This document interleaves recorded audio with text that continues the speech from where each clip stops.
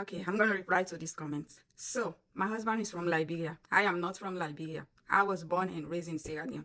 He was born in Liberia. His family is from Liberia, and we met in Sierra Leone.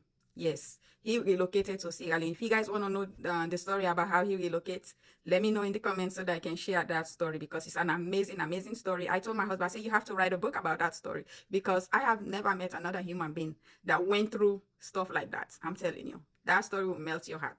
It's an amazing story. My husband moving from Liberia to Sierra Leone. If you didn't know, they had a war in Sierra Leone, and also there was war in Liberia for over maybe 10 years war. It was a very brutal war. So during that time, that's when, right before the war started, that's when he moved to Sierra Leone. So the first time I met my husband, it was in my high school. Yes, we met in high school. We were not dating at that time. The first time I set my eyes on him was when I was in class. I used to sell donuts in my class, and we were in 11th grade. That's like Form 4 in Sierra Leone. We went to Kabbalah Secondary School in West Africa, Sierra Leone. So we met there, and he bought donuts from me.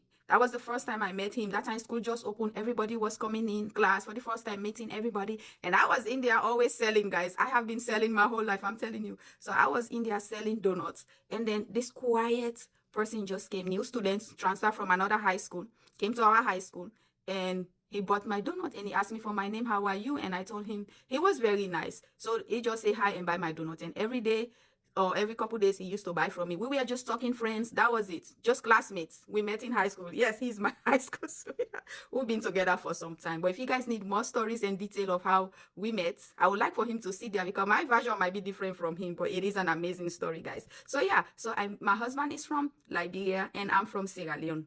I'm Sierra Leonean. Well, guys, I feel like I'm Liberian now, because I have so much love from the Liberian community, and I have met so many Liberians. And one fun fact, guys, before I married my husband, fast forward, after we graduated high school, I went to college, I graduated. That's after that we got married. When I married my husband, guys, I have never set an eye on any of his family members, like uncles, aunties, mom, dad, cousins, sisters, nieces. I don't know nobody for him.